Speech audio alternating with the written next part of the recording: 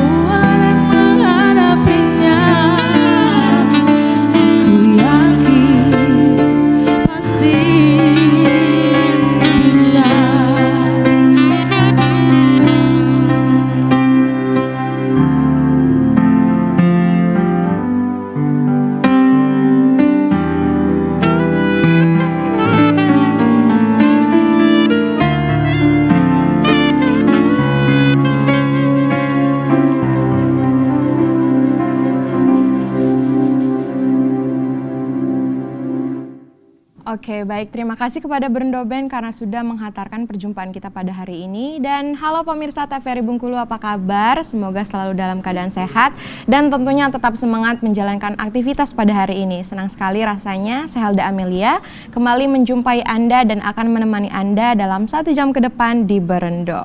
Nah pemirsa, hari ini kita akan ngobrol-ngobrol dan kita akan mengedukasi pemirsa di rumah mengenai langkah nyata literasi masa kini. Karena kekurangannya literasi adalah suatu hal yang sangat merugikan untuk diri sendiri. Kurangnya pengetahuan juga bisa menyebabkan hal-hal yang tidak diinginkan gitu ya. Karena marak sekali berita-berita hoax jika kita tidak bisa menyaringnya dengan baik karena akan merugikan kita sendiri. Tentunya bersama narasumber kita pada hari ini ada Tiara Olivia. Langsung saja kita say hi dulu ke Tiara Olivia. Ya, halo. Panggilnya apa nih, Tiara atau Olivia? Aku biasa dipanggil Olive. Halo Olive. Halo semuanya. Apa kabar? Baik ya? Alhamdulillah sekarang baik. Sekarang kesibukannya apa nih? Sekarang kesibukan masih UAS nih, kuliah. Lagi ujian akhir semester nih pemirsa. Tapi so far so good ya? Iya, insya Allah. Selanjutnya kita beralih ke narasumber kita kedua, ada Aditya Anugrah. Halo Adit. Halo. Apa kabar? Alhamdulillah sehat.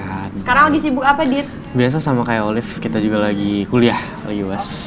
Lagi kuliah, lagi sibuk UAS juga ya? Iya, lagi sibuk. Sekarang lagi ujian akhir semester pemirsa. Nah, jadi Adit dan Olive ini adalah Duta Inklusi OJK, bener ya? Duta Inklusi Keuangan OJK. Oh iya, dengan lengkap gitu ya? Iya. Kita juga sebelum ngobrol lebih dalam lagi, tapi kita penasaran sebenarnya apa sih itu Duta Inklusi OJK itu? Oke, mungkin aku yang jawab ya. Nanti dijawab sama Olive, nanti ditambahin sama Adit. Oke, boleh. Jadi, Duta Inklusi Keuangan OJK itu adalah kita itu sebagai brand ambassador bisa dibilangnya. Jadi kita berperan aktif dalam ikut serta mengedukasi masyarakat tentang inklusi dan literasi keuangan khususnya di Kota Bengkulu. Seperti itu. Kalau dari Adit ditambahin gitu? Boleh. Jadi sesuai dengan Undang-Undang OJK, OJK itu memiliki tugas dan wewenang sebagai perlindungan dan pemberian edukasi kepada konsumen yang ada di masyarakat. Nah, disinilah tugas kami sebagai Duta Inklusi Keuangan OJK ikut serta dalam pengedukasian literasi dan inklusi keuangan kepada masyarakat. Nah, tugas kami sebagai Duta OJK ini memberikan pemahaman edukasi berupa kalau kami bikin konten-konten yang menarik biasanya Kak. Nah, nanti bakal kami up di website resmi dan juga di sosial media resmi dari OJK. Oke, jadi kita hari ini supaya mengedukasi teman-teman di rumah tidak terjebak pinjol ya. Iya, betul. Salah satunya ya. Iya, salah sangat satunya. marak sekali pinjol dia. Jadi pemirsa harus dipantengin terus nih. Selanjutnya kita kan membahas mengenai literasi nih. Sebenarnya literasi menurut kakak-kakak Duta ini dulu sih, apa sih literasi itu? Dari Adit dulu nih, Dit. Boleh. Jadi kalau literasi keuangan itu merupakan bagaimana sih pemahaman seseorang itu dalam memilih produk keuangan yang ingin ia pakai. Nah, jadi literasi keuangan ini merupakan perpindahan antara masyarakat yang less literate atau not literate ke masyarakat yang well literate.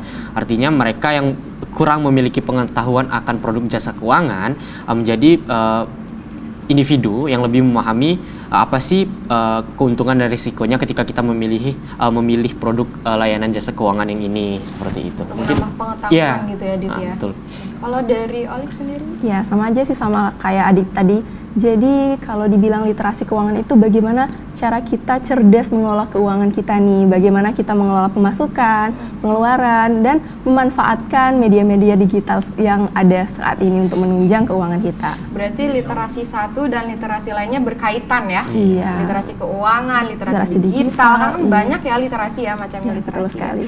Kalau mengenai urgensi nih, urgensi literasi pada saat ini itu seberapa urgent sih sebenarnya, Lip? Itu sebenarnya sangat urgent sekali ya, apalagi yang seperti kita ketahui Indonesia sendiri literasi keuangannya itu masih rendah, masih berada di bawah 50%. Untuk nasional itu masih di 49,86%, dan bahkan kalau di Bengkulu itu di 35%. Itu sangat rendah sekali kan untuk indeksnya. Jadi seharusnya masyarakat kita itu lebih meningkatkan nih pengetahuan tentang literasi keuangan untuk meningkatkan inklusi keuangan tadi.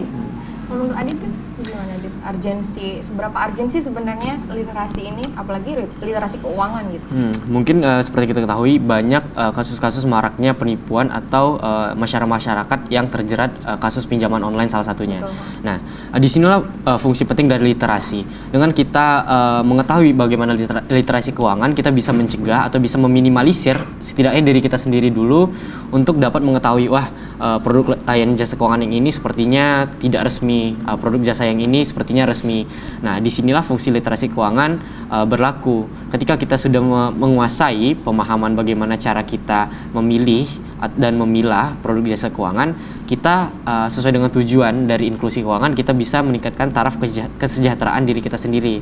Dan juga pemanfaatan dari pinjol ini juga nanti kita akan berubah, mulai dari kita meminjam online untuk kebutuhan pribadi, beralih ke peminjaman online untuk menguntungkan pribadi. Jadi kita tidak lagi dengan meminjam untuk menutupi lubang, tetapi kita meminjam untuk menaikkan taraf kesejahteraan diri kita, seperti itu. Sejauh ini sepemahaman kalian nih, kenapa kalian bisa terpilih menjadi Duta OJK? Karena sesuai dengan apa yang aku tanyakan tadi, berarti penguasaan mengenai materi-materi dari OJK tersebut udah bagus gitu loh. Gimana sih bisa jadi Duta OJK? Penasaran? Kasih tahu dulu pemirsa di rumah. Oke, jadi OJK itu sendiri tuh bekerja sama dengan Putra Putri Kebudayaan Bengkulu. Jadi kita itu dipilih melalui proses itu. Pertama kita ikut dulu nih ajang Putra Putri Kebudayaan Provinsi Bengkulu. Nah, nanti di situ kan ada juga nih pemilihan duta-duta lain seperti Duta OJK salah satunya. Nah, jadi kami itu melalui berbagai tes. Pertama waktu masa karantina Putra Putri Kebudayaan, kita itu ada OJK yang ngisi materi.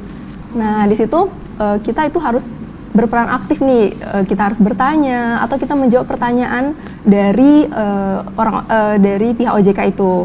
Nah, lalu kita itu ada tes wawancara namanya. Setelah melalui proses tadi akan dipilih 5 orang yang akan mengikuti wawancara calon Duta OJK. Nah, di situ kita ditanya bagaimana tentang OJK, tentang kepribadian dan lain sebagainya. Nah, sudah melalui itu nanti baru diumumkan nih yang mana yang terpilih menjadi Duta OJK. Oke, nah kalau dari Adit sendiri, pemahaman mengenai OJK pasti udah ada sebelum tes ya, makanya kepilih menjadi Duta OJK. Pemahaman itu tahu dari mana sih Dit belajarnya? Kita bisa mengetahui pemahaman mengenai OJK itu melalui website resmi dari OJK di ojk.go.id, dan juga apabila kita ingin mengetahui bagaimana apa sih itu OJK, seperti saya katakan tadi bisa lewat website resmi, dan juga kita bisa langsung kontak ke OJK 081 157 157 157. Nah, kita juga bisa pakai searching melalui website pintar seperti Google, Chrome dan sebagainya. Kita ketik aja OJK, nanti bakal muncul informasi lengkap mengenai OJK. Karena seperti saya katakan tadi, salah satu dari fungsi OJK adalah memberikan edukasi dan juga perlindungan pada konsumen. Jadi ketika kita mengetik OJK, akan muncul semua informasi mengenai OJK. Bagaimana cara kita menggali informasinya itu kembali ke diri masing-masing menurut saya. Oke, sejauh ini ada pernah salah informasi nggak sih? Karena kan kita kembali lagi ke literasi masa kini gitu ya. Pernah nggak menerima berita hoax atau berita yang salah gitu? Tentang apa? Iya, mengenai keuangan. Iya. Oke, kalau untuk mengenai keuangan, kalau pribadi aku sendiri, alhamdulillah belum pernah nih. Apalagi kalau seperti pinjol nih, kan marak banget nih pinjol. Nah, tapi karena ada OJK nih, ada website OJK, kita bisa langsung cek nih gimana apakah pinjol ini terdaftar dengan legal atau ilegal. Jadi OJK itu sangat membantu sekali sih. Kalau Adit gimana, Dit? Kalau Adit sih kayaknya belum ada ya kalau misalkan misinformasi dari sektor keuangan, karena itu merupakan salah satu tugas OJK dalam melindungi konsumen tadi. Jadi sebelum informasi keuangan itu salah, OJK itu sudah meminimalisir duluan informasi-informasi tersebut. Nah, seperti itu. Di luar menjadi duta inklusi OJK, sebenarnya kalian sedang menggeluti apa sih? Prestasi yang di luar duta OJK. Bisa diceritakan dulu ke teman-temannya, kegiatan sehari-harinya gitu. Kegiatan sehari-hari. Jadi kalau Adit sendiri kegiatan sehari-hari ya kuliah, tapi juga kadang-kadang bantu-bantu bisnis keluarga, dan juga kalau organisasi sih paling organisasi jurusan ya. Tapi jurusan juga sibuk nggak sih di Hima? Nggak juga, Adit lebih ke eksternal. Lebih ke eksternal. Kalau hobi, Dit, hobinya apa sih? Kalau hobi sendiri mungkin Adit